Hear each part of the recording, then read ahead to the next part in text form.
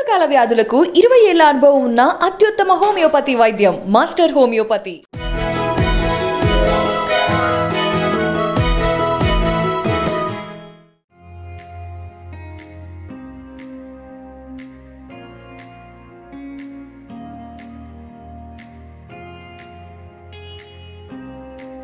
Favourite art ఏంటి మీకు? Actually నేను బేసిక్గా సింగర్ని. మా అమ్మగారి దగ్గర అంటే మా అమ్మగారు చాలా మంచి గొంతు. ఆవిడ మీకు సిబ్లింగ్స్ ఉన్నారా? అక్క చెల్లెలు? ఒక అక్క ఒక తమ్ముడు ఉన్నారు. అక్క నార్మలే, తమ్ముడు నార్మలే. తమ్ముడు మొన్న జూలై 16 చనిపోయారు హార్ట్ అటాక్.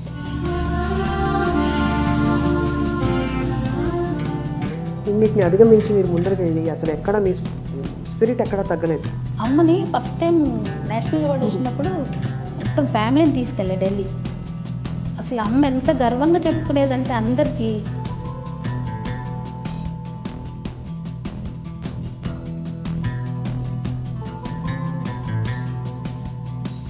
ప్రెగ్నెంట్తో ఉన్నప్పుడు కూడా అమ్మకి పక్క వాళ్ళు వీళ్ళు అనేవాళ్ళంట, మీ అమ్మాయి అట్లా ఉంది కదా, మరి పుట్టేవాళ్ళు కూడా అలాగే పుడతారా, ఎవరికైనా చూపించారా, పలానా వాళ్ళ దగ్గరికి వెళ్ళండి, వాళ్ళు ఏదో తాయెత్తు తీస్తారు, వాళ్ళు ఏదో మంత్రం చెప్తారు, అది అట్లాంటివన్నీ అడిగేవాళ్ళంట. మా అమ్మ నాకు చెప్పకుండా గుళ్ళోకి వెళ్ళి కూర్చొని ఏడ్చేది.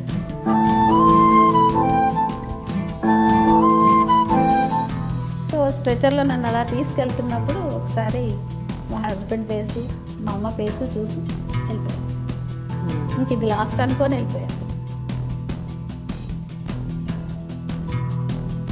మన భారతదేశం మొత్తం నన్ను బాగా తొలిచేసిన ఒక బాధ ఉందండి. ఢిల్లీ నేషనల్ అవార్డు తీసుకోవడానికి వెళ్ళినా కూడా ఒక విజ్ఞాన్ భవన్లో ఉంటుందేమో పెద్ద బాత్రూమ్, వాళ్ళు పెట్టే వైఎంసీఏ హోటల్స్లో కానీ ఇంటర్నేషనల్ హోటల్స్లో కానీ ఈ వీల్చైర్ కానీ ఏ వీల్చైర్ పట్టదు. అక్కడికి వెళ్ళి ఇప్పుడు నేను వాష్రూమ్కి వెళ్ళాలి, ఏం చేయాలి?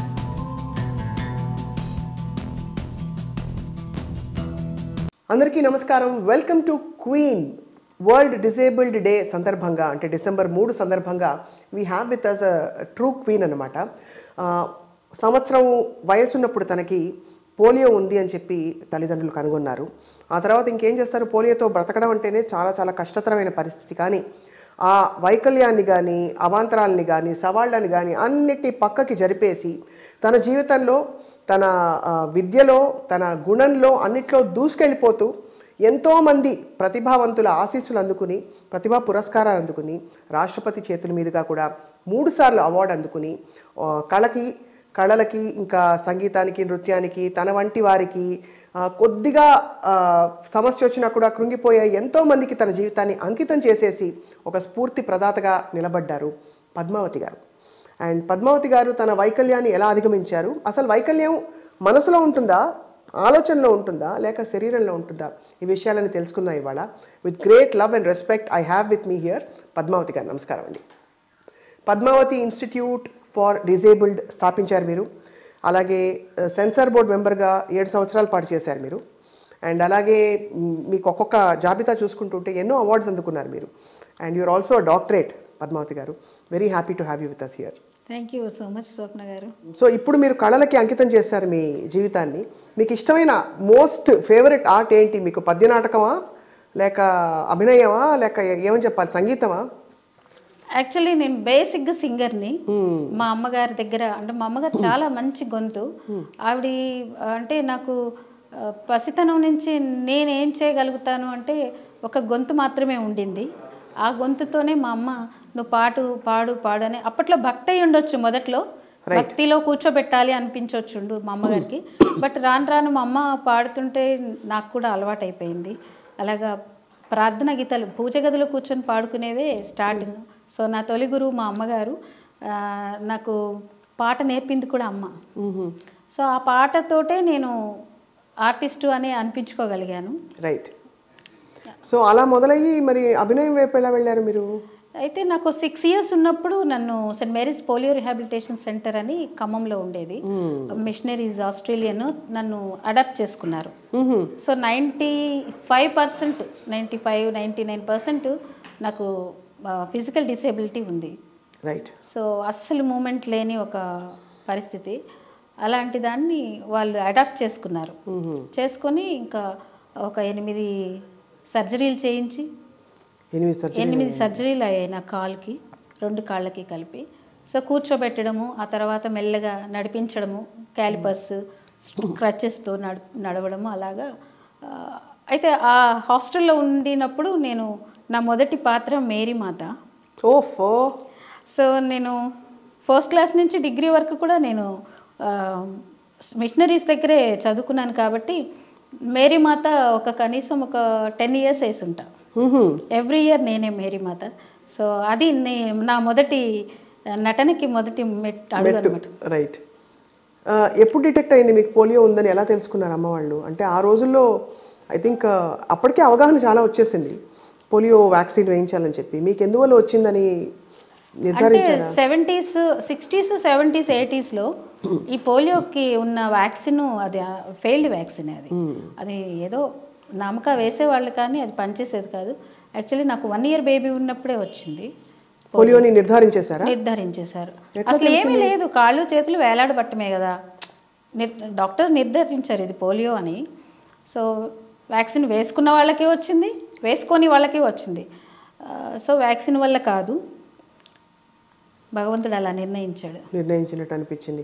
అమ్మకి ఎంత కష్టం ఉండేది కదా పద్మ? చాలా. అమ్మ ఈరోజు మీరు అంటున్నారు కదా చాలా కష్టపడింది అని. ఇదంతా మా అమ్మ కష్టమే, నా కష్టం ఏం లేదు. మా అమ్మ కళ ఏంటంటే నా బిడ్డ అందరిలో ఇట్లా వెనకబడిపోకూడదు, చదువుకోవాలి, తర్వాత పైకి రావాలి, ఏదైనా ఒకటి నేర్చుకోవాలి, అందరిలో ప్రత్యేకంగా కనిపించాలి. ఈరోజు అయ్యో అంటే అమ్మకి చాలా సానుభూతి చెప్పేవాళ్ళు చుట్టుపక్కల వాళ్ళంతా. అయ్యో అమ్మాయి నడవలేదు కదా. ఇప్పుడు పేరెంటానికి వెళ్తాం జనరల్గా, వదినా రా అక్కడ పేరెంట్ అని పోతున్నాం అది అంటే మా అమ్మ ఏం చేసేది, ఇంట్లో చిన్నపిల్ల ఉంది కదమ్మా చూసుకోవాలి, మీరు వెళ్ళరండి అనేది. అలాంటి ఎన్నో మిస్ అయింది అమ్మ. అంటే సాక్రిఫైస్ ఇంకా లైఫ్ అంతా నా కోసం. సో వెంట పెట్టుకు తీసుకెళ్ళలేదు, అలాగని ఇంట్లో వదిలి వెళ్ళలేదు. సో అమ్మ సాక్రిఫైస్, అమ్మ ప్రేమ కంప్లీట్గా అమ్మ అనే అక్షరం, ఆ 2 అక్షరాలే నేను ఇవాళ ఇక్కడ ఉన్నాను అంటే అమ్మ కారణం. చాలా. మీకు సిబ్లింగ్స్ ఉన్నారా? అక్క చెల్లెళ్ళు? ఒక అక్క ఒక తమ్ముడు ఉన్నారు. అక్క నార్మలే, తమ్ముడు నార్మలే. తమ్ముడు మొన్న July 6th చనిపోయారు హార్ట్ అటాక్తో.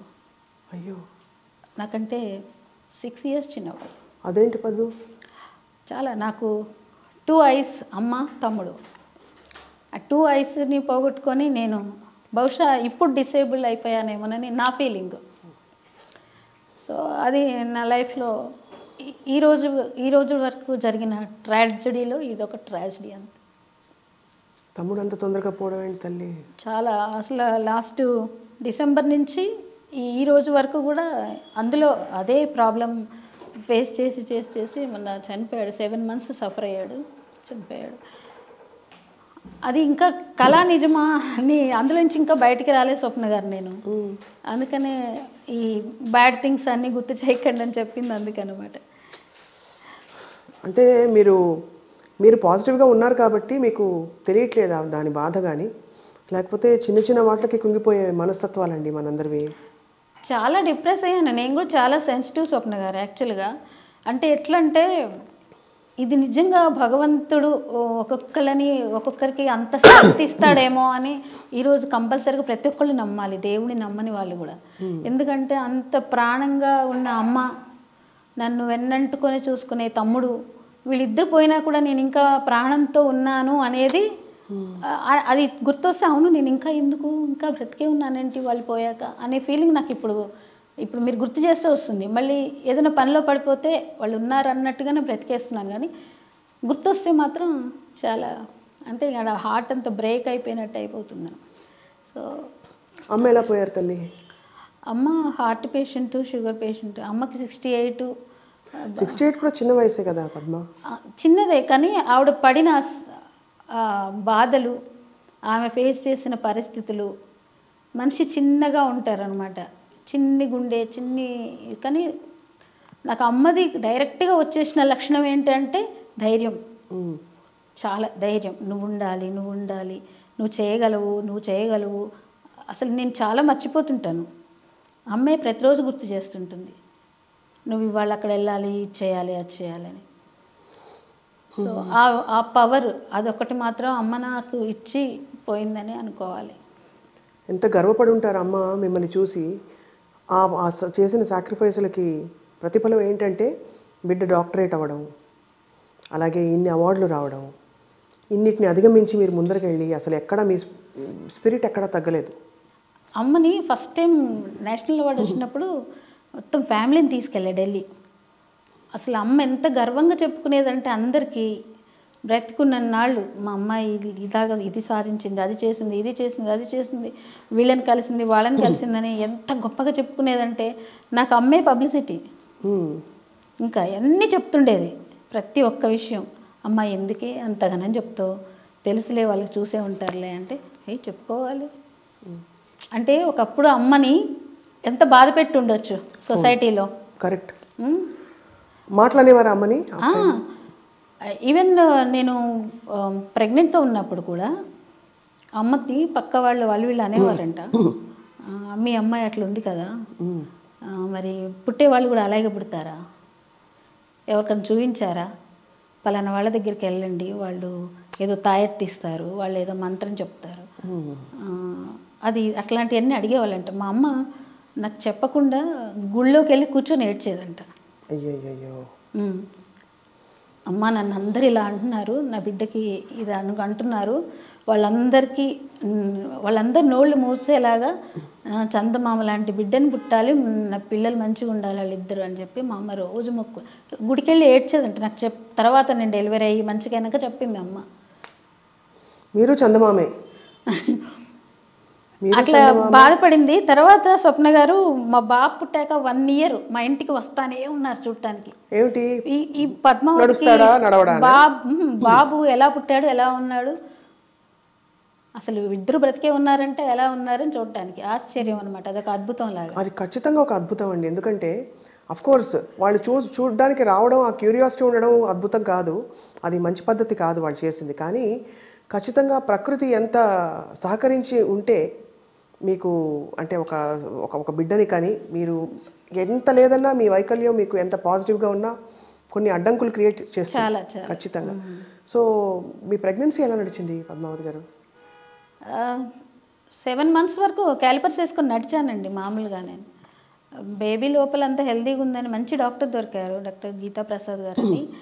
వారు కేర్ తీసుకొని స్పెషల్గా నా కేసుని స్టడీ తీసుకొని వాళ్ళ ప్రొఫెసర్స్ దగ్గరికి వెళ్ళి అడ్వైస్ తీసుకొని వాళ్ళు డెలివరీ చేశారు. బట్ లాస్ట్ 2 months మాత్రం కొంచెం కష్టమైంది మూమెంట్.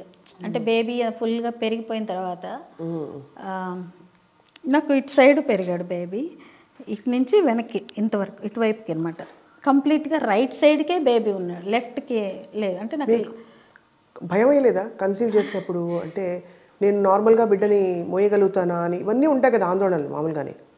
అంటే అందరికీ నేనేంటో నాకు ఆ మొండి ధైర్యం, నాకు నేను మోయగలుగుతానా కనగలుగుతానా అనేది నాకు రాగలేదు. కానీ ఇంకా లాస్ట్ 2 monthsలో ఏమనుకున్నానంటే వీళ్ళందరూ అంటే నాకు తెలియలేదు, నాకేం తెలియలేదు. బాగుంది, బేబీ బాగుంది, నా ముందు నటించారో ఏంటో తెలియదు. కానీ లాస్ట్కి 2 monthsలో నాకు అనిపించింది కొంచెం ఇదేదో కష్టమయ్యేటట్టుగా ఉంది అని అనిపించి, ఇంకా వీళ్ళు కూడా మా ఫ్యామిలీలో కూడా అందరూ నాకేమైనా చిన్న చిన్న కోరికలు ఉంటే తీర్చేయడాలు అలాంటివన్నీ చేస్తున్నారు. సో వాళ్ళు ఫిక్స్ అయ్యారేమో అనుకున్నాను నేను. సో వచ్చిందా అంటే వాళ్ళకి తెలియదు కదా, ఇప్పుడు డాక్టర్కి తెలుస్తుంది, మోస్తున్నా కాబట్టి నాకు తెలుస్తుంది, చూసే వాళ్ళకి తెలియదు కదా ఏం జరుగుతుందో. సో నాకు డాక్టర్ అయితే కాన్ఫిడెంట్గా చెప్పారు ఏంటంటే, ఏం లేదు బేబీ సేఫ్గా లోపల బాగుంది, ఎప్పుడు స్కాన్ చూపించేవాళ్ళు నాకు, ఏం లేదు, ఓన్లీ థింగ్ ఈజ్ మీకు కొంచెం బీపీ కంట్రోల్స్లో ఉండకపోవచ్చు, అదొక్కటి ఎప్పుడు కంట్రోల్ పెట్టుకోండి, బాగా తినండి, గంటకోసారి తినేయండి, అలాంటివి మంచిగా చెప్పారు. సో నాకేమీ అనుమానం లేదు. ఆ 2 months లాస్ట్ ఇంక డెలివరీకి వెళ్తామన్న రోజు మాత్రం మంచిగా చికెన్ బిర్యానీ అది తెప్పించుకొని తినేసాను. సిజేరియన్ అన్నా కూడా తినేయమన్నారు. నాకు ఇవన్నీ సిమ్టమ్స్ ఏమనిపించినాయి అంటే ఇంక ఇదేదో అటు ఇటు అయ్యేలాగుంది, అందుకే నన్ను అందరూ అన్నిటికీ అలౌ చేస్తున్నారు అని నేను అనుకున్నాను. సో స్ట్రెచర్లో నన్ను అలా తీసుకెళ్తున్నప్పుడు ఒకసారి మా హస్బెండ్ ఫేసు, మా అమ్మ ఫేసు చూసి వెళ్ళిపోయా. ఇంక ఇది లాస్ట్ అనుకొని వెళ్ళిపోయా. సో 3 days తర్వాత మళ్ళీ ప్రపంచం కనిపించింది నాకు. బంగారం లాంటి ఒక పిల్లవాడు చైల్డ్ ఆర్టిస్ట్గా మంచి పేర్లు బోల్డ్ సినిమాలో నటించాడు మీ అబ్బాయి. 5 సినిమాల్లో బాలనటుడిగా నటించాడు. నటించి అమ్మ పోలికలు వచ్చేసాయి మొత్తం అన్ని డాషింగ్. అంటే అమ్మ కోరిక, నేను వెండితెరకి నటించలేకపోయే అవకాశం వచ్చినా మా బాబు నటించాడు. అవును, మీరు ఇంత అందంగా చక్కగా ఉన్నారు కదా, మీకు రోల్స్ వచ్చాయా? వచ్చాయి చాలా. అంటే పాత్రలు ఎలాగంటే ఇట్లా డిసేబుల్డ్గా ఉండే క్యారెక్టర్సే వచ్చాయి.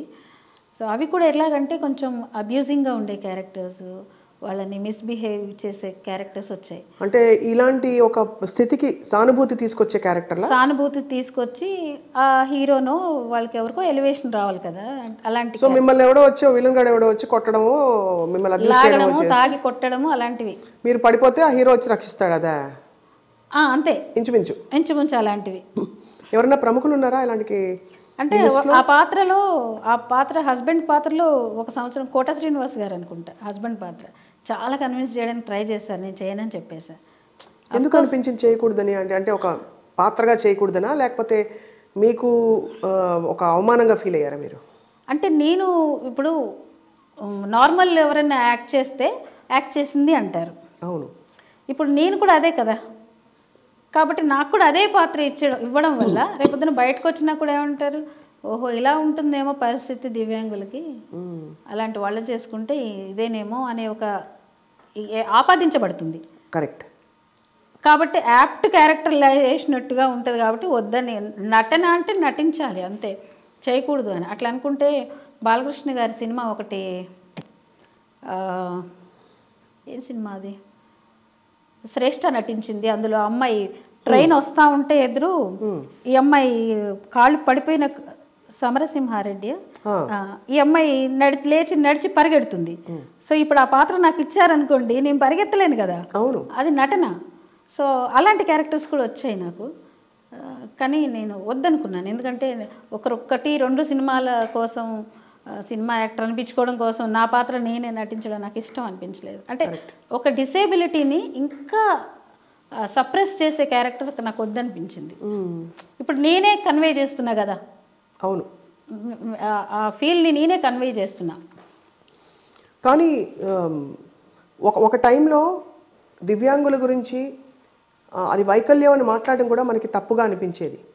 కానీ ఏ పరిధిలో ఎవరు ఎలా ఉన్నా కూడా, కొంతమంది పొడుగ్గా ఉన్నారు కాబట్టి వాళ్ళకి ఇబ్బంది, గడపల కిందకు దూరాలి. కొంతమంది పొట్టిగా ఉన్నారు కాబట్టి పైన అందదంటారు.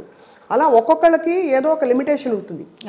మీకుండే వాట్ ఎవర్ లిమిటేషన్ ఉంది, మీరు బాల్యంలో కానీ యవ్వనంలో కానీ ఎప్పుడైనా మానసికంగా మిమ్మల్ని కృంగదీసింది? ఎందుకంటే ప్రతి వాళ్ళకి నేను ఇందాక అన్నట్టు ఆ స్థితి ఎప్పుడో అప్పుడు వస్తుంది.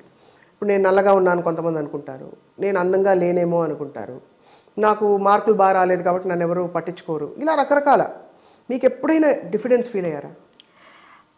బ్యూటీకి వస్తే ఇన్నర్ బ్యూటీని బిలీవ్ చేస్తాను నేను.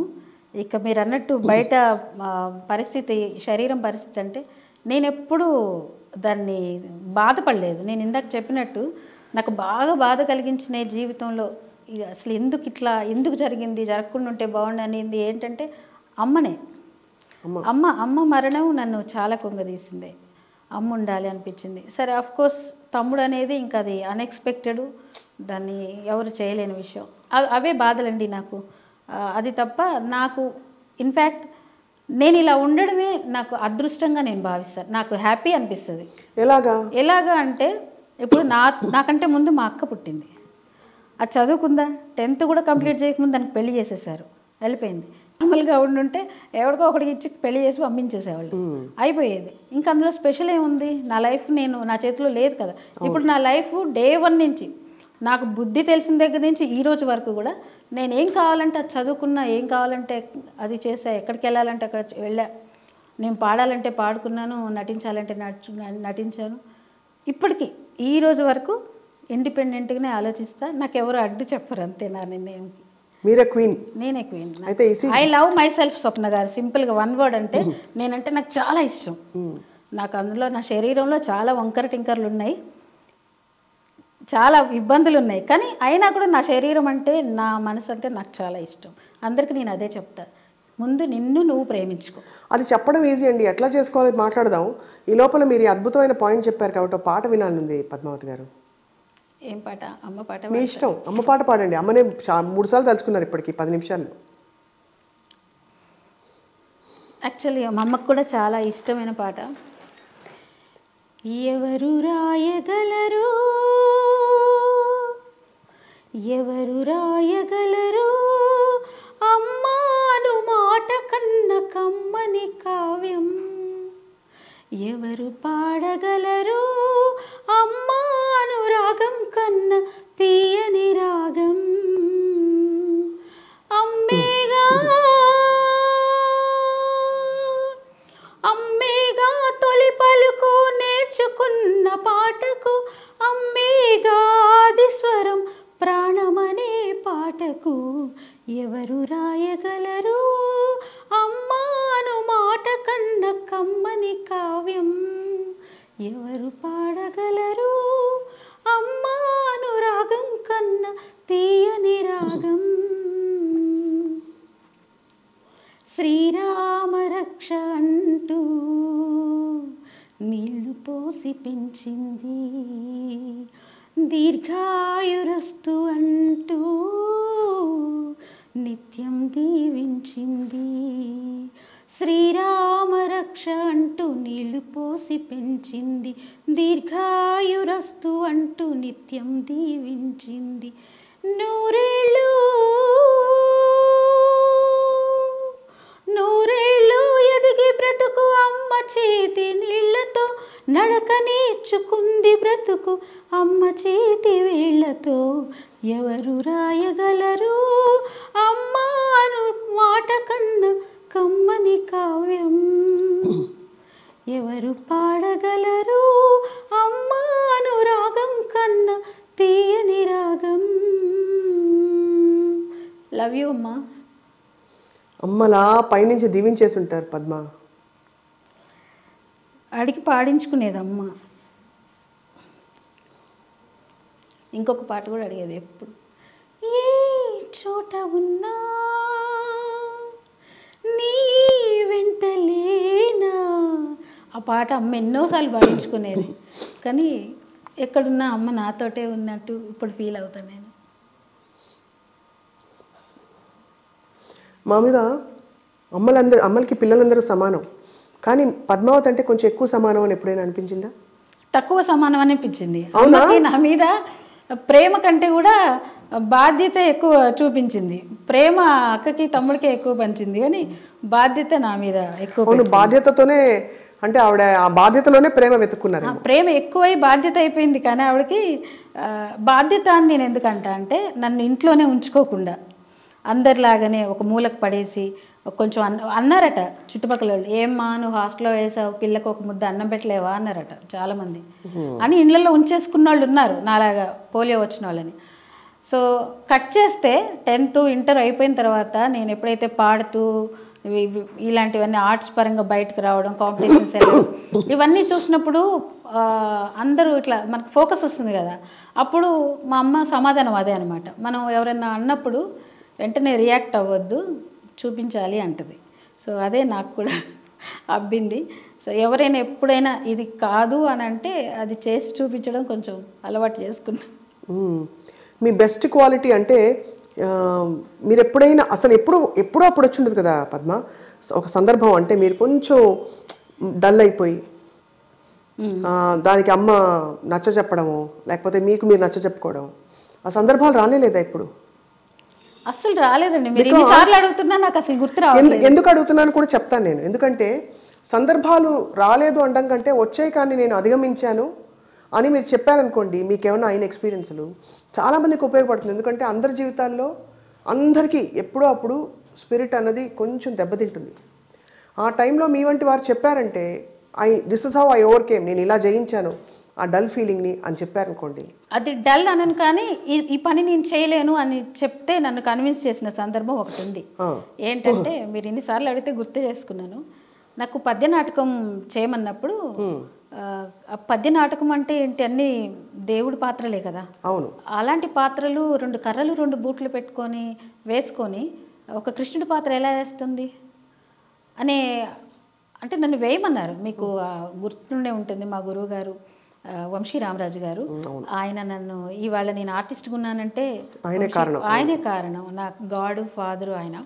సో ఆయన నన్ను కృష్ణుడు నేర్చుకోమని గురువు గారిని పెట్టి నేర్పిస్తున్నప్పుడు మొదటిసారి కృష్ణుడు నేర్చుకునేటప్పుడు మా అమ్మతో చాలాసేపు ఆర్గ్యుమెంట్ చేశాను. అమ్మ, కృష్ణుడు అంటున్నారే, ఏదో ఫ్యాన్సీ డ్రెస్ అంటే బాగానే ఉంటుంది, కానీ మరీ అంతమంది ముందు వేయాలి కదా రవీంద్ర భారతిలో, ఏమనుకుంటారో. ఇప్పుడు అన్నారు కూడా, అఫ్కోర్స్ అనుకుంటారేమో అమ్మ, నేను వేయను అంటే మా అమ్మ అంది, లేదమ్మా, సారు చెప్పారు అంటే ఎంతో ఆలోచించి చేసుంటారు, నువ్వు అట్లా వెనకడుగు వేయను. నేను సార్తో కూడా అన్నాను చాలాసార్లు, సార్ పబ్లిక్ యాక్సెప్ట్ చేస్తారో లేరో, వద్దు సార్ అని అంటే, ఏ చిన్నపిల్ల వేసిందంటే అవును వేరు, నేను పెద్దగా అయిపోయి ఇంత యంగ్గా ఉండి అలాంటి పాత్రలు వేసి వద్దు సార్ అని అంటే, లేదు నువ్వు వెయ్యి చూడు దాని రిజల్ట్ అని చెప్పి. సో నేను చేయలేను, వద్దు, నాకు ఇష్టం లేదు అని ఒప్పించింది మాత్రం అదొకటి ఉంది.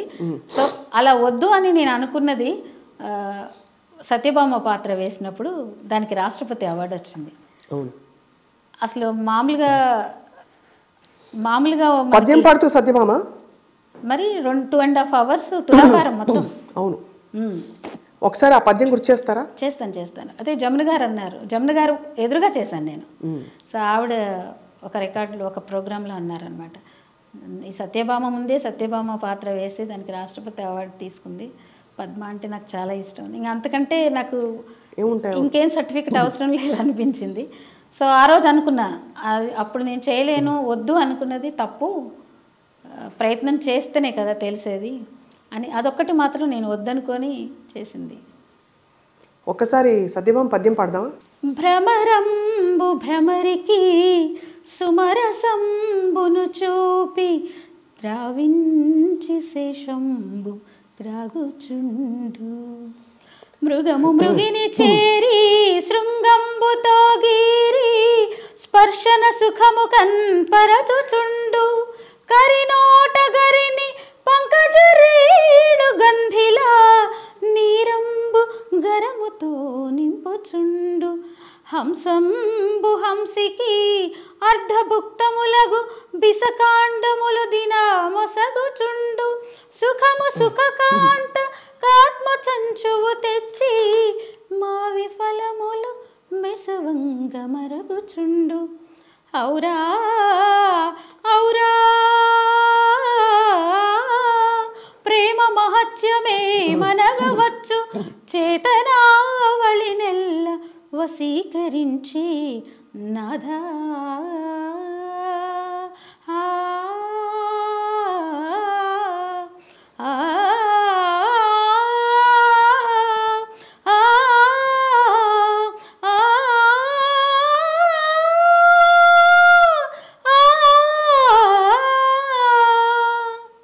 బాబోయ్, ఇంత పెద్ద పద్యమా? దీనికి వన్స్ మోర్ దీనికి అభినయం చాలా అద్భుతంగా పాడారు. అంటే డ్రెస్ అవన్నీ వేసుకుంటాం కదా, జస్ట్ ఇదే అభినయం, అదే డాన్స్ అనుకున్నారు అందరూ. ఇలా ఇవన్నీ ఉండవా అని ఉంటాయిలేండి, ఇప్పుడు కొంచెం ఇవన్నీ అడ్డ వచ్చి అవన్నీ చూసి డాన్స్ అనుకున్నా, నేను కూడా డాన్స్ అనుకున్నా, ఇలాగ అనడము. అప్పుడు మీరజాలగలడా అట్లా అవన్నీ ఉండేవి. సో అలా నాకు గుర్తున్నది, ఈలో నాక్షిణి నీ ప్రియోత్తమను నన్ను ఈలీలన్ ఎన్ని నిందాల పంబుల నాడుచుండెయడ మాటాడంగమో మోడి కెంగేలైనన్ కదలించకుండ నగుచున్ క్రీగంట వీక్షింతువౌ చాలుంచాలుని ప్రశంసనీయమగుని చాతుర్యము ఆత్మేశ్వర ప్రాణేశ్వర అని అది ఉంది. అసలు అద్భుతం. మీరు పద్యనాటకం, గానం, ఇంకా ఇప్పుడు మరి ఇన్స్టిట్యూట్ పెట్టి 10 మందిని ప్రోత్సహిస్తున్నారు. అండ్ మీరు చేయలేరు అనుకున్నది ఇదొక్కటే, అంటే చేయలేరు అంటే మీరు వద్దనుకున్నారు, కానీ మీరు చేయగలుగుతారని మీకు బోల్డంత కాన్ఫిడెన్స్ ఇచ్చారు అందరూ. సో కూర్చొని కదలకుండా నాకున్న అబిలిటీస్తో నేనేం చేయగలను అన్నీ చేసేసాను. స్వప్న గారు అన్నీ చేశాను, చేస్తున్నాను. ఇంకా నాకు ఈ శక్తి ఉన్నంత వరకు ఏదో ఒకటి చేస్తూ ఉండాలి, ఊరికే ఖాళీగా ఉండకూడదు అనేది నా లోపల ఆరాటం. బట్ శరీరం ఎంతవరకు సహకరిస్తే అంతవరకు చేస్తా. తప్పకుండా మీకు ఎప్పుడు అందరి ఆశీస్సులు ఉండాలని కోరుకుంటా. కానీ ఇంకా మనం ఏదో ముగించేస్తున్నట్టు తదిగుణితం పాడుతున్నాం. ఇంకా చాలా ఉన్నాయి అడగాల్సినవి. యాక్చువల్లీ మీరు మరి గ్రోయింగ్ అప్ మనకి ఒక వయసులో సే టీనేజ్ వయసులో ఆటోమేటికలీ మనకి మనసంతా కూడా ఇలా కనిపించాలి, ఇలాంటి బట్టలు వేసుకోవాలి, అలా ఉండాలి, వాళ్ళు ఇలా ఉన్నారు. ఈ ఇన్ఫ్లుయెన్స్లు పడలేదా పద్మావతి మీ మీద ఎప్పుడు? ఇన్ఫ్లుయెన్స్ నేను అవ్వలేదు, కానీ చాలా చాలా గమనిస్తూ ఉండేదాన్ని. అంటే మనల్ని ఏమంటారు, ఫ్లర్ట్ చేస్తారు కదా, అవన్నీ చాలా ఉండేవి. బట్ మనం స్థితప్రజ్ఞలో అనమాట. ఇప్పుడు ఎవరైనా ట్రై చేస్తున్నారంటే మనకు తెలిసిపోతుంది. అవును, అలా అయ్యేవా మీకు? చాలా అయినాయండి. మా గురుగారు తిట్టేవారు కూడా, నీకేంటే అంత ఫాలోయింగ్ ఉంది, చాలా ఫ్యాన్ ఫాలోయింగ్ ఉంది, తెగ ఫోన్లు వచ్చేస్తుంటాయి అని కట్ చేస్తుండేవారు. సో వాళ్ళు మనకు ట్రై చేస్తున్నారు, ఏదో చెప్పాలని ట్రై చేస్తున్నారు అని నాకు తెలిసిపోయినప్పుడు నేను ఇంకొంచెం ఒక 2 అడుగులు ముందేసి కూర్చోబెట్టి ఫ్రెండ్షిప్ చేసి మాట్లాడి, ఇక అది ఇంకా లాభం లేదురా దీంతో అనుకునేలాగా చేసుకుంటాను. బట్ వాళ్ళందరూ కూడా ఇప్పటికీ నాకు ఫ్రెండ్స్. అంటే ఆబ్వియస్లీ ఐ మీన్ స్నేహం చేద్దాం అని అనుకున్నారు. ఫస్టే ఫ్లర్ట్ చేస్తామనే వచ్చేవాళ్ళు, నేను వాళ్ళని ఫ్రెండ్స్ చేసుకునేదాన్ని. అది మీరు వాళ్ళని ఫ్రెండ్ జోన్ చేసేది, ఫ్రెండ్ జోన్ లోకి పంపించేసేవాళ్ళు. అంటే ఇది యాక్చువల్లీ ఇది ఎందుకు అడిగానంటేనండి, మామూలుగా కూడా అడ్వాంటేజ్ తీసుకునే వల్నరబుల్ సిచ్యువేషన్స్లో ఆడపిల్ల ఎప్పుడూ ఉంటుంది. ఎంత స్ట్రాంగ్ మైండ్. ఇప్పుడు స్పోర్ట్స్లో చూస్తున్నాం మనం, రెస్లింగ్ స్పోర్ట్స్ ఇలా వీళ్ళందరికీ కూడా ఏదో విధమైన వేధింపులు అవుతున్నాయని చెప్పి. మీరు కళాకారిణి, సున్నిత మనస్తత్వం, పైగా మీరు అంటే ఆటోమేటికలీ మీరు పొందిగ్గా you have always kept your ఇది అలా పెట్టి మెయింటైన్ చేస్తూ వచ్చారు. మరి మీకు అయి ఉండవా చెప్పండి? అందరికీ అవుతాయి అన్ని రంగాలు. అయ్యున్నాయి, కానీ నాకు ఒకటి ఏంటంటే నేను ఎప్పుడు జెడ్ కేటగిరీలో ఉన్నాను. ఒకటి అమ్మ కోరిక తీర్చాలి, చదువుకోవాలి. అమ్మ కోరిక ఏంటి, బాగా చదువుకో అది. ఆ తర్వాత హాస్టల్కి వెళ్ళిపోయా. అక్కడ మోటివేషన్ ఏంటంటే 10th అయిపోయాక, ఇంటర్ అయిపోయిన తర్వాత ఇంకేదో డిప్లొమా అయిపోయాక ఇంక ఇవే ఆలోచనలు, ఇది చేయాలి, జాబ్ చేయాలి. ఆ తర్వాత కదా లవ్, పెళ్ళి అలాంటివన్నీ తర్వాత. సో ఈ లైన్లో వస్తాయి, సేమ్ టైం ఇవి కూడా వస్తాయి. బట్ వాటిని ఎలా జయించాలి, ఇవన్నీ మాకు మోటివేషన్ జరిగేది. ఒకవేళ నా దాకా వచ్చి డైరెక్ట్గా మాట్లాడాలంటే పాపం ట్రై చేసే వాళ్ళకి ఇబ్బంది అయ్యేది. అది సో జెడ్ కేటగిరీలో ఉంది. ఇక్కడ వంశీరామరాజు గారి దగ్గరికి వచ్చాక ఆయన పర్మిషన్ లేకుండా నా సొంత వాళ్ళు కూడా నాతో మాట్లాడేవాళ్ళు కాదు. ఓహో, అయితే మరికి ఆల్మోస్ట్ ఒక గురుకుల విద్యలాగా ఇంచుమించు అట్లా. సో అయితే మరి అన్నీ దాటుకుంటూ వచ్చారు కదా పద్మ మీరు. ఇన్ని పురస్కారాలు వచ్చాయి, మీరు డాక్టరేట్ వచ్చింది, అన్నీ మీకు what you seek in life? ఏం కోరుకుంటారు రోజు లేచి? బికాస్ ఒక 2 అవార్డులు వచ్చాక 3వ అవార్డుకే అబ్బా చాలే అనిపిస్తుంది. అలాంటిది మీరు ఏం కోరుకుంటారు? నేనేం కోరుకుంటాను అంటే, బ్రహ్మదేవుడు ప్రత్యక్షమై మీ ముందు, లేకపోతే శివుడు ఎవరో మీకేం కావాలి కోరుకుంటే ఏం కోరుకుంటారు? నేను పనిచేస్తున్నప్పుడు నన్ను చూసి ఎవరో ఒకళ్ళు ఇన్స్పైర్ అవ్వాలి. నేనేమో అన్నీ నాకు పలానా కావాలి అంటే సాటిస్ఫై అయిపోయినట్టే కదా, కూర్చోవడమే. మళ్ళీ తర్వాత ఏంటి, వాట్ నెక్స్ట్ ఉండదు కదా. సో గబుక్కున మోక్షం కోరుకోవడానికి మనమేమి ఆ లెవెల్ మనుషులం కాదు కాబట్టి. సో భగవంతుడు ప్రత్యక్షమై నాకు ఏం కావాలని అడిగితే నన్ను ఎప్పుడు బిజీగా ఉంచాలి, నన్ను చూసి లైఫ్లో ఎవరో ఒకళ్ళు ఏదో ఒకటి నేర్చుకోవాలి, అదొకటి. నేనేం చేస్తాము అనుకుంటున్నానంటే, ఇప్పుడు నాకు ఒక NGO ఉంది, నాకు ఒక ఇప్పటికీ అవకాశం ఉంటే పాడతాను, అవకాశం ఉంటే షోస్కి వెళ్తాను, అన్నిటికి వెళ్తాను. చాలా షోస్కి, ఫ్యాషన్ షో కావచ్చు, అలాంటి ఏదైనా ఉంటే జడ్జిగా వెళ్తాను నేను.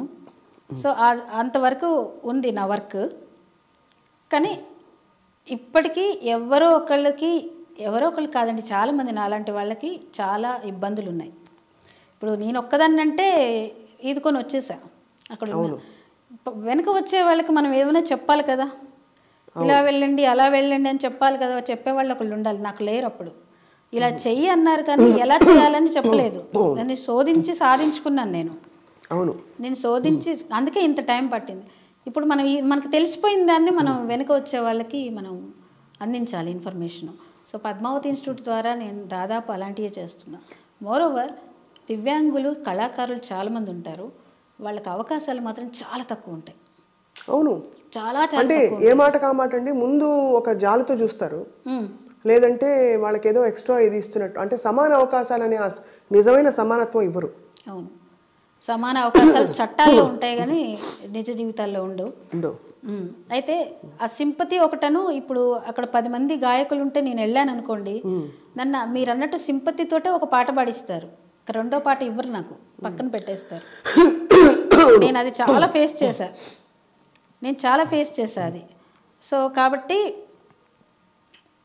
ఆ సింపతి వద్దు, మాకు ఎంపతి కావాలి. కాబట్టి నేనేమంటున్నా అంటే పద్మావతి ఇన్స్టిట్యూట్ ద్వారా అవేం బ్యారియర్స్ లేవు. మేము పాడిస్తాము, ఆడిస్తాము, అవార్డ్స్ ఇస్తాము, అన్నీ ఇస్తాము.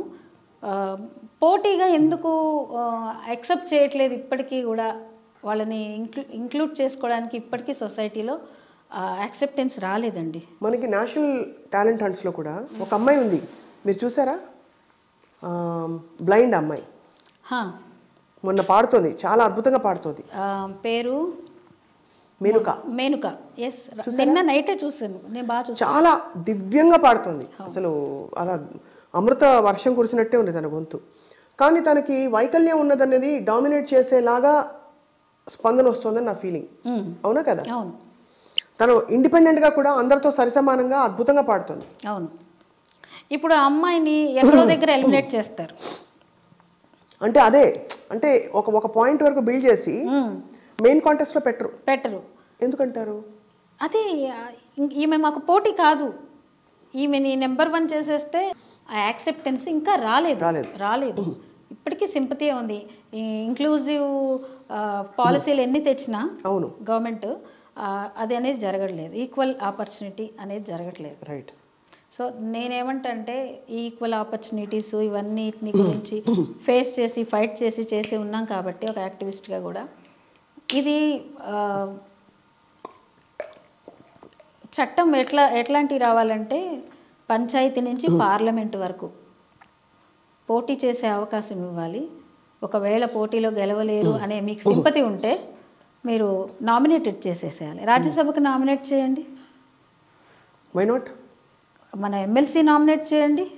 చేయరు, దాన్ని కూడా పొలిటికల్గా చూస్తారు. నేను పొలిటికల్గా, మీరు ఇప్పుడు జాలి ఉంది కదా, మీకు జాలి ఉంది కదా, ఎమ్మెల్సీ ఇవ్వండి. జాలి ఉంది కదా, రాజ్యసభ సీట్ ఇవ్వండి. మరి ఎందుకు ఆ జాలి? యూజ్లెస్ కదా. అవును, జాలి అనే ముసుకేసి, ప్రేమ అనే ముసుకేసి అట్లా చేయొద్దు. నీకు అవకాశం ఉంటే అవకాశం ఇచ్చేయాలి, అంతే. సరిసమానంగా నిలబెట్టాలి. మీరు మీ దైనందిన పనులన్నీ మీరే చేసుకుంటారు కదా? నేనే చేసుకుంటాను. వంట, వార్పు, ఇల్లు పొద్దున్న లేవగానే ఇల్లు ఉడ్చుకుంటా, ఇల్లు తుడుచుతా, కాఫీ పెట్టుకుని తాగేసి ఇంకేదైనా చిన్న పనులు చేసుకొని స్నానం చేసి పూజ చేసుకొని మిగతా పనులు చేసేసుకుంటా. ఒక బట్టలు ఉతకడానికి, వాకిలు చిమ్మడానికి సర్వెంట్ ఉంది, మిగతా అన్ని పనులు నేనే చేసుకుంటా. బాత్రూంలోకి వీల్ చైర్ వెళ్ళాలి. ఇంకొకటి, ఈ ప్రపంచం మన భారతదేశం మొత్తం ఉన్న నన్ను బాగా తొలిచేసిన ఒక బాధ ఉందండి. మీరు ఢిల్లీ నేషనల్ అవార్డు తీసుకోవడానికి వెళ్ళినా కూడా ఒక విజ్ఞాన్ భవన్లో ఉంటుందేమో పెద్ద బాత్రూమ్, వాళ్ళు పెట్టే వైఎంసీఏ హోటల్స్లో కానీ ఇంటర్నేషనల్ హోటల్స్లో కానీ ఈ వీల్ చైర్ కానీ ఏ వీల్ చైర్ పట్టదు. అక్కడికి వెళ్ళి ఇప్పుడు నేను వాష్రూమ్కి వెళ్ళాలి, ఏం చేయాలి? 7 years నేను సెన్సార్ బోర్డు మెంబర్గా ఉన్నా. 7 years ఆల్మోస్ట్ నేను ఎక్కువ ఆపర్చునిటీ ఇచ్చేవాళ్ళు, నేను ఎక్కువ వెళ్ళేదాన్ని. ప్రతిరోజు వాష్రూమ్కి వెళ్ళాలంటే ఏం చేయాలి? నేను వాష్రూమ్ ఇంత ఉంటుంది, దాని గడపలో నా వీల్ చైర్ పట్టకపోతే నీకెందుకు అంత బాత్రూమ్ యూస్ ఏంటి? అసలు ఎవరు చెప్పారు ఆ కొలత? నాకు అర్థం కాదు ఇప్పటికీ. బాత్రూమ్కి వీల్ చైర్ పట్టనంత కొలత ఎవరు ఇస్తున్నారు అసలు? ఇది మాత్రం ఇది నేషనల్ సమస్య అండి, చాలా పెద్ద సమస్య. ఇప్పుడు అంటే సంపన్న దేశాల్లో మనకు అన్నీ ఉన్నాయి కానీ భారతదేశంలో చాలా మన దేశం దాటితే మేము చాలా హ్యాపీగా బతకొచ్చు. అవును, I'm proud of my India. కానీ ఈ యొక్క విషయంలో మాత్రం చాలా, నేను ఈ విషయాన్ని ఢిల్లీలో వాళ్ళకు కూడా చెప్పాను. సార్ తీసుకెళ్ళి చూపించాను, ప్రాక్టికల్ ప్రాబ్లం ఇట్లా ఉంటుంది, మీరు డిజేబుల్డ్ వెల్ఫేర్ మీరు అవార్డు ఇస్తానికి పిలిచారు నన్ను, బట్ ఇందులోకి నా వీల్ చైర్ పోవట్లేదు, ఏంటి బ్యారియర్ ఫ్రీ ఎన్విరాన్మెంట్ ఎక్కడుంది మన ఇండియాలో అని అడిగినా. నేను అడిగితే ఆన్సర్ ఏం లేదు, ఇంకంతే. అప్పటికప్పుడు ర్యాంప్ వేయడం, చెక్క పెట్టేయడం. చాలా అంటే మనసుతో ఆలోచించట్లేదు. తర్వాత ఎంత శాతం ఉంటారండి మనకి దివ్యాంగులు, ఎస్పెషలీ వీల్ చైర్ అవసరం ఉన్న వాళ్ళు చాలామంది ఉంటారు కదా? చాలామంది ఉన్నారండి. ఇప్పుడు సెన్సస్ రాకముందే ఇప్పటికి మన తెలంగాణలో 10 lakhs ఉన్నారు.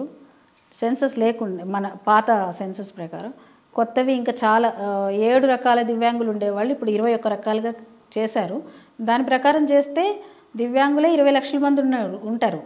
వాళ్ళ ఫ్యామిలీస్ 2-3 వేసుకున్నా కూడా 70-80 లక్షల మంది ఉంటారు. దివ్యాంగులకు సంబంధించిన ఫ్యామిలీ కానీ వాళ్ళు కానీ ఇది ఒక పెద్ద సమస్య అండి. ఇది ఒక పెద్ద డిబేటబుల్ ఇష్యూ. ఖచ్చితంగా మీరు అంటే ఇవాళ దివ్యాంగుల దినోత్సవం సందర్భంగా మీరు చెప్తున్న మెసేజ్ చాలా చాలా అందరికీ డెఫినెట్గా రీచ్ అవుతుంది. నా హర్డల్స్ మీరు అడిగారు కదా, మీరు మనసు బాధ కలిగిన విషయం ఏంటంటే మెట్లు ఇంటి చుట్టూ మెట్లు పెట్టుకొని ఫ్యాషన్గా ఇట్లా రౌండ్గా మెట్లు పెడతారా? ఒక మూలక ర్యాంప్ వేయచ్చు కదా, అది వేరు. ర్యాంప్ ఒకటి, బాత్రూమ్స్ ఒకటి, మమ్మల్ని ఆపేసే విషయాలు ఇవి రెండే. కష్టం అండి. ఇప్పుడు రోల్ వచ్చి మధ్యలోకి చెప్పుకున్నట్టు దివ్యాంగుల సమస్యలు అవైతే అసలు లేడీస్కే టాయిలెట్లు ఉండవండి రోడ్ల మీద. అది కూడా ఒక పెద్ద సమస్య. అంటే మీరు అన్నది రైటే. అల్టిమేట్లీ చూస్తే మనం we are the marginal small lot అనే ఒక అంటే తక్కువ అనే ఒక స్త్రీలకు ఎలా ఉందో అలా దివ్యాంగులకు అలాగే ఉంది. వాళ్ళు లెక్కలో లేరు అని, అంటే వాళ్ళతో పని లేదు అని. వేరాజ్ ఎలక్షన్స్ అలాంటివి వచ్చినప్పుడు మాత్రం అసలు వంగి నమస్కారం చేసి అంత పని చేస్తుంటారు. బట్ ఒక్కసారి ఎలక్షన్ అయిపోయిన తర్వాత దివ్యాంగుల గురించి పట్టించుకునే నాదుడే ఉండడు.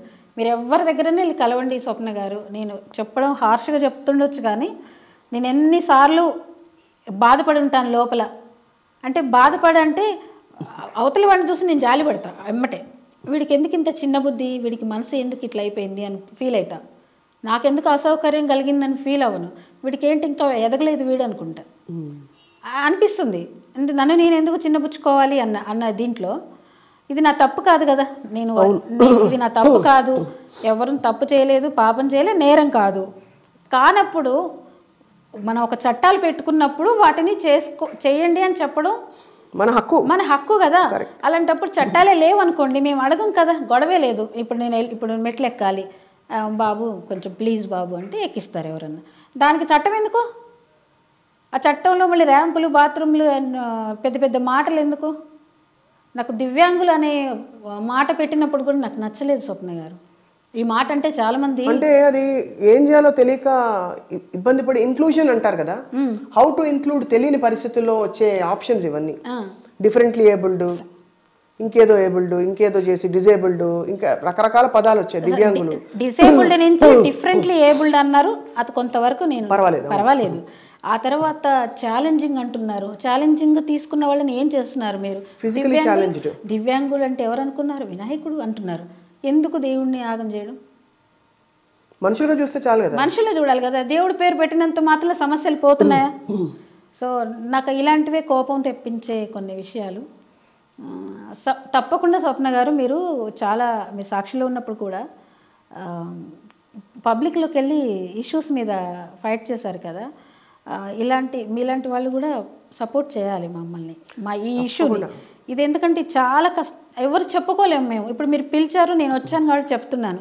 చెప్పకుండా ఉన్నవాళ్ళు అంటే మిమ్మల్ని కొన్ని ఫోటో ఎఫెక్ట్ల కోసం వాడి దివ్యాంగుల్ని కానీ ఎనీ మార్జినలైజ్డ్ ఆర్ కొంచెం ఇబ్బందుల్లో ఉన్న వల్నరబుల్ పాపులేషన్ ఎవరు చూసినా కూడా మీరు అవసరం ఉన్నప్పుడు వాడతారు తప్ప ఫైనలీ వాళ్ళకి తగినంత న్యాయం, సమానత్వం, గౌరవం ఇవ్వట్లేదు. ముఖ్యంగా వీల్ చైర్ ఉపయోగించే దివ్యాంగులు అంటే అధిక వికలత్వం ఉన్నటువంటి వికలాంగ మహిళలు, అసలు ముఖ్యంగా ఎస్పెషల్లీ నార్మల్ మహిళకే అంత కష్టం ఉందని మనం ఫైట్ చేస్తున్నాం.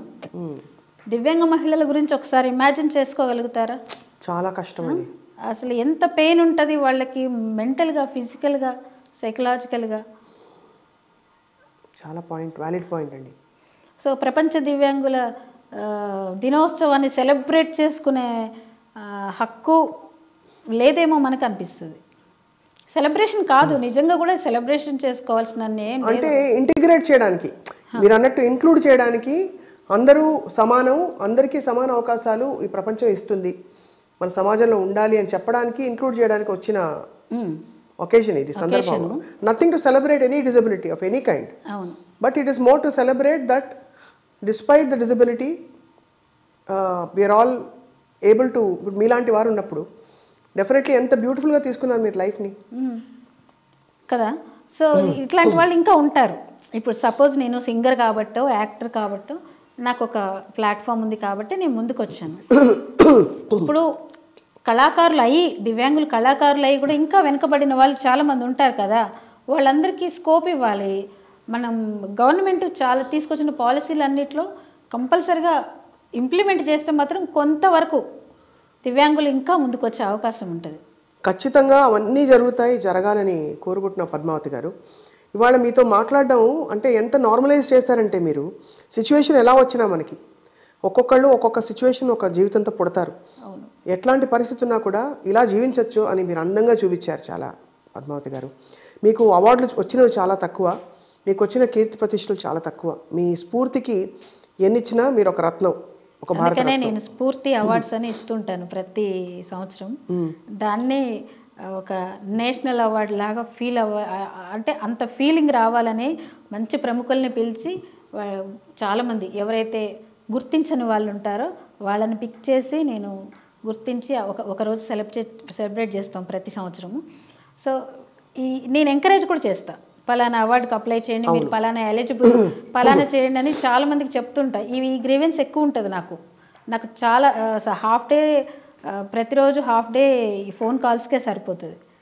ఎవరో ఒకళ్ళు ఏదో ఒక సలహా కోసం ఫోన్ చేస్తూ ఉంటారు. సో అది నేను చేయగలుగుతా కదా ఫోన్లో మాట్లాడటం అయితే. దానివల్ల మీరు అన్నట్టు ఇంకా ముందు ఏం చేయాలని ఒక చిన్న పాజ్ వచ్చింది. అవును, ఈ చిన్న ఇన్సిడెంట్స్ వల్ల, ఇంట్లో రీసెంట్ ఇన్సిడెంట్స్ వల్ల. సో మొన్న సాక్షి అవార్డ్స్కి వెళ్ళినప్పుడు మిమ్మల్ని అందరినీ చూసి చాలా హ్యాపీ అనిపించింది. మిమ్మల్ని చూసి మాకు అందరికీ చాలా హ్యాపీ. చాలా అంటే కోవిడ్ తర్వాత అందరూ కొంచెం గ్యాప్ వచ్చింది అందరి కమ్యూనికేషన్లో. సో ఇంకొంచెం దగ్గరికి రావాలి, ఇంకొంచెం పీపుల్తో ఎక్కువ ఇంటరాక్ట్ అవ్వాలి, తెలుసుకోవాలి, ఏదో చేయాలని పద్దు టాక్స్ అని ఒక యూట్యూబ్ ఛానల్ స్టార్ట్ చేశాను. డిఫరెంట్ ఇష్యూస్ ఏవైతే నేను చేస్తుంటాను వర్క్స్, అవి నేను ఛానల్లో పెడుతూ ఉంటాను. అలాగే ఎవరైనా మాత్రం పద్దు రాక్సా బాగుంది, పద్దు రాక్స్ ఇవాళ. Wonderful to meet you. చూసారా, మీలాంటి వాళ్ళని కలిసినప్పుడు కొత్త విషయాలు తెలుస్తూ ఉంటాయి. సుమా ఏమో పద్దు టాక్స్ అని స్టార్ట్ చేసేసారు, మీరు పద్దు రాక్స్ అంటున్నారు. సో ఇట్లాంటి ఏంటంటే కొత్త ఐడియాలు వస్తుంటాయి అప్పుడప్పుడు కలుస్తూ ఉంటే. తప్పకుండా మనం కలుస్తూ ఉందాం, నెలకు ఒక డిస్కషన్ పెడదాం పద్దు. షూర్. అబౌట్ అంటే వివిధ సమస్యలు, పరిష్కారాలు. మీరే పరిష్కారాలు చెప్పండి అందరికి, దివ్యాంగులకు మాత్రమే కాదు, మీరు అందరి వాడు. నార్మల్ మీరు అందరి వాడు. నేను నార్మల్గానే ఫీల్ అవుతా. ఇప్పుడు ఇక్కడ కూర్చున్నాను కదా, నేను కొన్నిసార్లు స్వప్న గారు ఒక విషయం చెప్పాలి. నేను వర్క్ చేస్తున్నప్పుడు వంశీరామరాజు గారి దగ్గర సంస్థలో వేగేష్ణలో వర్క్ చేస్తున్నప్పుడు కంప్యూటర్ ప్రోగ్రామర్ ఉండే. ఏంటిసేపు అమ్మ లెటరు అని సార్ ఒకరోజు అరిశారు. అరవంగానే ఇలా లేచేసా తెలుసా, లేచేసా గబుల్నా. నేను హ్యాండిక్యాప్డ్ కర్రలు పెట్టుకోవాలని మర్చిపోయి లేచి వెంటనే మళ్ళీ వెనక్కి పడిపోయా. అప్పుడు స్టిక్స్ తీసుకొని వెళ్ళా. ఇవి జరుగుతాయి కదా, షాక్ ట్రీట్మెంట్స్ అంటారు కదా, శారద అన్నప్పుడు రాగం మారిపోయినట్టు. ఇప్పుడు మీకు ఆవేశం అవసరం, సముచితమైన ఆవేశం వచ్చి మీరు జీవితాన్ని అలాగా లేస్తున్నారంతే. ఖచ్చితట్టు లైన్లో పడి అందరూ గట్టిగా మాట్లాడితే ఎవరికి నచ్చం, కానీ అది ఫ్యాక్ట్ అండి. ఇప్పుడు గట్టిగా అడిగితేనే కదా ఎవరైనా చేసేది. ఖచ్చితంగా. బట్ తప్పకుండా పద్మావతి గారు మీరు రావాలి మళ్ళీ. ఐ థింక్ డెఫినెట్గా ఇది ఒక ప్రాక్టీస్లా చేద్దాం. పద్మావతి గారికి మీరు ఏమన్నా రాసి లేఖ, ఏమన్నా మీరు క్వశ్చన్స్ ఉంటే తప్పకుండా మీరు ఐడ్రీమ్ని సంప్రదించాలి.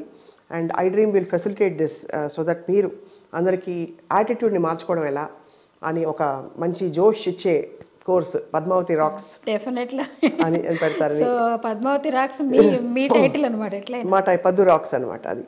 Thank you so much Padmavathi garu. Thank you, నమస్కారం. Thank you so much. చాలా థ్యాంక్ యూ ఐ డ్రీమ్ వాళ్ళకి అందరికీ కూడా. ఎందుకంటే మీరే ఇనిషియేట్ తీసుకొని ముందే చెప్పారు ఇలాంటివి ఎన్నో చేద్దామని. యాక్చువల్గా మీరు నాలాంటి వాళ్ళు చాలామంది ఉంటారు ఇంకా నాతో పాటు. తప్పకుండా వాళ్ళని కూడా మీరు ఇంక్లూడ్ చేసి ముందుకు తీసుకెళ్ళాలి. అసలు అంటే సొసైటీకి మీరు చెప్పేయాలి. అంటే పవర్ఫుల్ మీడియా కాబట్టి మీడియా నుంచే ఒకవేళ దివ్యాంగులకి వికలాంగులకి ఏదైనా సమాజంలో ఒక వర్గం మేలు చేసింది అంటే అది కంపల్సరిగా 100% మీడియా మాత్రమే. అది ప్రింట్ మీడియా కానీ ఎలక్ట్రానిక్ మీడియా కానీ. మీరు తెచ్చినయే ముందుకున్నాయి జీవితాలు, మీరు ముందుకు తేని వెనక్కి వెళ్ళిపోయాయి. సో మీడియా అనేది చాలా పవర్ఫుల్. అందులో ఐ డ్రీమ్స్ నుంచి మీరు మమ్మల్ని ఎంకరేజ్ చేస్తున్నందుకు thank you so much Swapna గారు. థ్యాంక్ యూ వెరీ మచ్ పద్దు. Thank you.